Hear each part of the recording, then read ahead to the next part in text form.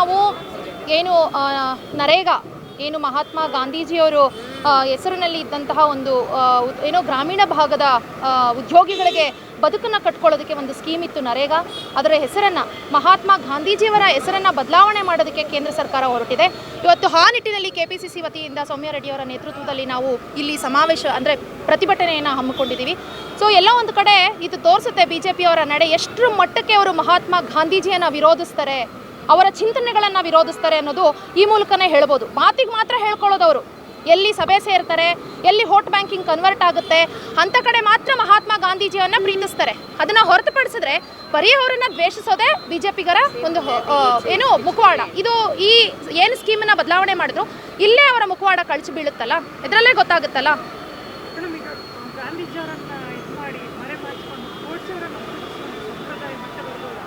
ಇಲ್ಲ ಸರ್, ನೋಡಿ ನಾನು ಅದನ್ನೇ ಹೇಳೋದು. ನೋಡಿ ಗಾಂಧೀಜಿಯವರು ಈಗ ಅವತ್ತು ಗೋಡ್ಸೆ ಮಹಾತ್ಮ ಗಾಂಧೀಜಿಯನ್ನ ಕೊಂದ.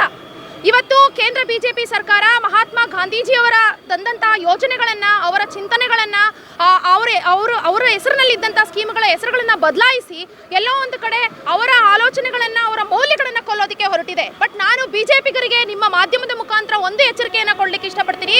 ಮಹಾತ್ಮ ಗಾಂಧೀಜಿಯವರು ಈ ಮಣ್ಣಿನ ವಾಸನೆ, ಯಾವತ್ತೂ ಕೂಡ ಅವರ ಆದರ್ಶ ಜೀವನವನ್ನಾಗಲಿ, ಅವರ ಮೌಲ್ಯಗಳನ್ನಾಗಲಿ, ಅವರಿಗಿದ್ದಂಥ ಸ್ವಾತಂತ್ರ್ಯ ಪ್ರೇಮವನ್ನಾಗಲಿ, ಮಹಾತ್ಮ ಗಾಂಧೀಜಿಯನ್ನೇ ಆಗಲಿ ಇವ್ರು ಯಾರ ಕೈಲೂ ಅಳಿಸಾಕ್ಲಿಕ್ಕೆ ಸಾಧ್ಯವಿಲ್ಲ. ಈ ಮಣ್ಣಿನ ವಾಸನೆ ಎಲ್ಲಿವರೆಗೂ ಇರುತ್ತೋ ಮಹಾತ್ಮ ಗಾಂಧೀಜಿಯವರು ಅಲ್ಲಿವರೆಗೂ ಜೀವಂತವಾಗಿರ್ತಾರೆ ಅಂತ ಹೇಳಲಿಕ್ಕೆ ನಾನು ಇಷ್ಟಪಡ್ತೇನೆ. ಕೇಂದ್ರದ ರಾಹುಲ್ ಗಾಂಧಿ ಅವರು ಅಸಮರ್ಥ ವಿರೋಧ ಪಕ್ಷ ನಾಯಕ ಅಂತೆ, ಹಾಗಾದ್ರೆ ರಾಜ್ಯದಲ್ಲಿ ಸಮರ್ಥ ನಾಯಕರಿದ್ದಾರೆ BJP? ಅಲ್ಲಪ್ಪ, ಈಗ ಬೆಂಗಳೂರಿನಲ್ಲಿ ನಾವು ಅಭಿವೃದ್ಧಿ ಮಾಡ್ಲಿಕ್ಕೆ ಹೊರಟ್ವಿ. ಕರ್ನಾಟಕದ ಕಾಂಗ್ರೆಸ್ ಸರ್ಕಾರ ಒಂದಷ್ಟು ಯೋಜನೆಗಳನ್ನ ತಂತು, GBA ಮಾಡಬಾರ್ದು ಅಂತ ಏನೋ ವಿರೋಧ ಮಾಡಿದ್ರು.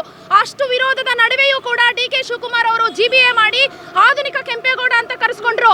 ಆದ್ರೆ ಇವತ್ತು ಅಲ್ಲಿವರೆಗೂ ಕೂಡ ಇಲ್ಲಿ ರಾಜ್ಯದ ಒಬ್ಬ ವಿರೋಧ ಪಕ್ಷದ ನಾಯಕ ಎಲ್ಲಿದ್ದ ಅಂತಾನೆ ಗೊತ್ತಿರಲಿಲ್ಲ. ಆಗ ಓಡೋಡಿ ಬಂದು ಲಾಲ್ಬಾಗಲ್ಲಿ ಟನಲ್ ವಿರೋಧಿಸ್ತೀನಿ ಅಂತ ಹೇಳಿ ಕುತ್ಕೊಂಡ್ರು. ಹಾಗಾದ್ರೆ ರಾಜ್ಯದ ವಿರೋಧ ಪಕ್ಷದ ನಾಯಕರು ಎಲ್ಲಿದ್ದಾರೆ? ಯಾವ ವಿಚಾರಗಳ ಮೇಲೆ ಧ್ವನಿ ಎತ್ತುತ್ತಿದ್ದಾರೆ? ನೀವು ಅದನ್ನು ಪ್ರಶ್ನೆ ಮಾಡಬೇಕಲ್ಲ. ನೀವು ವೋಟ್ ಚೋರಿ, ನ್ಯಾಷನಲ್ ಹೆರಾಲ್ಡ್ ಮತ್ತೆ ಗಾಂಧಿ ಬಗ್ಗೆ ನೀವು ಪ್ರೊಟೆಸ್ಟ್ ಮಾಡ್ತಾ ಇದ್ದೀರಾ ಸರ್. ಬಿಜೆಪಿ ಬಗ್ಗೆ ತುಟಿಬಿತ್ತಲ್ಲ, ಕಾರಣ ಏನು ಇರಬಹುದು? ಕಾರಣ ಏನು ಅಂದ್ರೆ ಕಳ್ಳರೆ ಅಕ್ರಿ ಬಂದು ಮಾತಾಡ್ತಾರೆ ಮಾಡಿರೋ ಕಳ್ತನದ ಬಗ್ಗೆ. ಇವತ್ತು ವೋಟ್ ಚೋರಿ ಹಗರಣ ಎಲ್ಲರೂ ಜಗತ್ ಜಾಹೀರಾಗಿರ್ತಕ್ಕಂಥದ್ದು. ಆಗಸ್ಟ್ 8ನೇ ತಾರೀಕು ರಾಹುಲ್ ಗಾಂಧಿ ಅವರು ಬೆಂಗಳೂರಿಗೆ ಬರ್ತಾರೆ.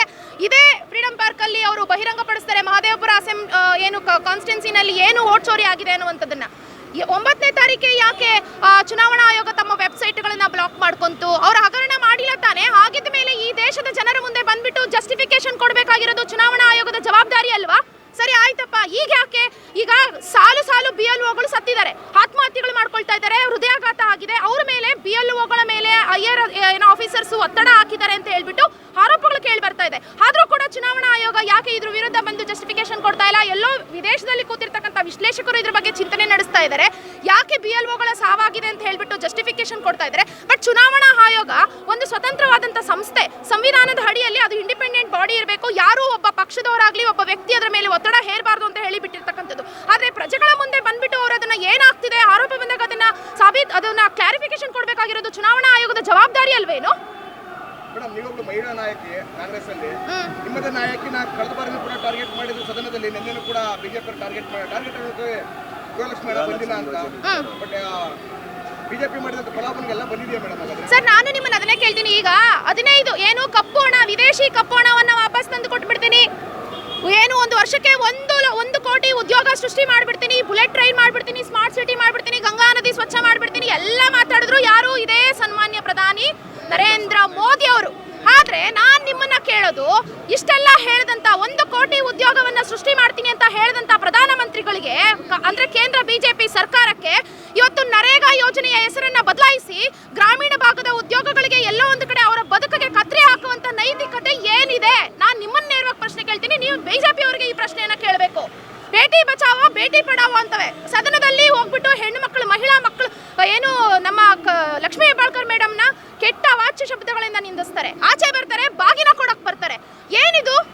ಒಂದ್ ಕಡೆ ನೋಡಿದ್ರೆ ಸದನದಲ್ಲಿ ಅವಮಾನ ಮಾಡ್ತಾರೆ, ಇನ್ನೊಂದು ಕಡೆ ಹೋಗ್ಬಿಟ್ಟು ಬಾಗಿನ ಕೊಟ್ಟು ಅದನ್ನ ಸರಿಪಡಿಸ್ಕೊಳ್ಳೋದಕ್ಕೆ ಏನು ಸಂಚು ಮಾಡ್ತಾರೆ. ಇದೆಲ್ಲವೂ ಎಲ್ಲೋ ಒಂದು ಕಡೆ ವೋಟ್ ಬ್ಯಾಂಕಿಂಗ್ ಪರ್ಪಸ್ ಮಾಡುವಂತದ್ದಲ್ಲ. ಇವರ ನಿಜವಾದ ಮುಖವಾಡ ಯಾವ್ದಾಗಾದ್ರೆ ಮೇಡಮ್ 70 ವರ್ಷ ಕಾಂಗ್ರೆಸ್ ಸರ್ಕಾರ ಏನು ಮಾಡಿಲ್ಲ. 2014 ವಿಕಾಸ ಭಾರತ ಆಗ್ತಿದೆ ಭಾರತ, ನೀವು ಯಾಕೆ ಅಡಚಣೆ ಮಾಡ್ತಿದ್ದೀರಾ? ಅಲ್ಲ ರೀ, 12 ವರ್ಷದಿಂದ ಅವ್ರು ಏನ್ ಮಾಡಿದ್ದಾರೆ?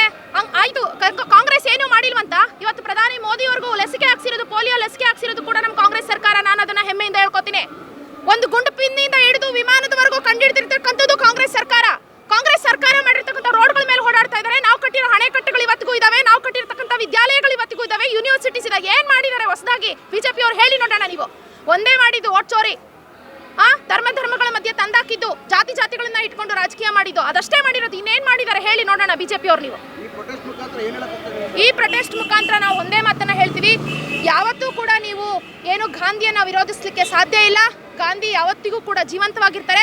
ಮತ್ತು ಏನಿವತ್ತು ಇನ್ನೊಂದು ತೀರ್ಪಾಗಿದೆ ನ್ಯಾಷನಲ್ ಹೆರಾಲ್ಡ್ ಹಗರಣದಲ್ಲಿ, ಸೋನಿಯಾ ಗಾಂಧಿ ಅವ್ರದ್ದಾಗಿರ್ಲಿ, ರಾಹುಲ್ ಗಾಂಧಿ ಅವ್ರದ್ದಾಗಿರ್ಲಿ ಯಾವುದೇ ರೀತಿ ಪಾತ್ರ ಇಲ್ಲ, ಅಲ್ಲಿ ಯಾವುದೇ ಅಕ್ರಮ ವರ್ಗಾವಣೆ ಆಗಿಲ್ಲ ಅಂತ ಹೇಳಿ ನೆನೆ ಕೋರ್ಟ್ ಕೂಡ ಡಿಕ್ಲೇರ್ ಮಾಡಿದೆ. ಸೊ ಇದನ್ನ ಎಲ್ಲರೂ ನಾವು ಸಂಭ್ರಮಿಸ್ತೀವಿ. ಎಲ್ಲೋ ಒಂದು ಕಡೆ ಬಿಜೆಪಿಯ ಈ ಏನು ಸುಮ್ಮನೆ ಬಂದು ಆರೋಪಗಳನ್ನ ಮಾಡಿ ಚುನಾವಣೆಗಳ ಸಂದರ್ಭದಲ್ಲಿ, ಎಸ್ಪೆಷಲಿ ಈ ನ್ಯಾಷನಲ್ ಹೆರಾಲ್ಡ್ ಹಗರಣ ತಗೊಂಡು ಬಂದಿದ್ದು ಕೂಡ ಅವರು 2024 ಲೋಕಸಭಾ ಚುನಾವಣೆ ಸಂದರ್ಭದಲ್ಲಿ ಎಲ್ಲೋ ಒಂದು ಕಡೆ ಜನಕ್ಕೆ ಮಂಕುಬೂದಿ ಎರಚಿಸ್ತಾರಲ್ಲ. ಸೊ ಇಂಥದ್ದು ಎಲ್ಲ ಅವರ ಮುಖವಾಡಗಳು ಇವತ್ತು ಕಳಚಿ ಬಿದ್ದಿವೆ. ಜನಕ್ಕೆ ಒಂದಲ್ಲ ಒಂದು ದಿನ ರಾಹುಲ್ ಗಾಂಧಿ ಅವರು ಏನು, ಕಾಂಗ್ರೆಸ್ ಪಕ್ಷ ಬಡವರಿಗೋಸ್ಕರ ಎಷ್ಟೆಲ್ಲ ಯೋಜನೆಗಳನ್ನ ಕೊಡ್ತು, ಅದರಿಂದ ಎಷ್ಟು ಜನ ಬಡವರು ಬದುಕು ಕಟ್ಕೊಂಡ್ರು ಅನ್ನುವಂತಹ ಸತ್ಯ ಖಂಡಿತವಾಗ್ಲೂ ಆದಷ್ಟು ಬೇಗ ಬರುತ್ತೆ.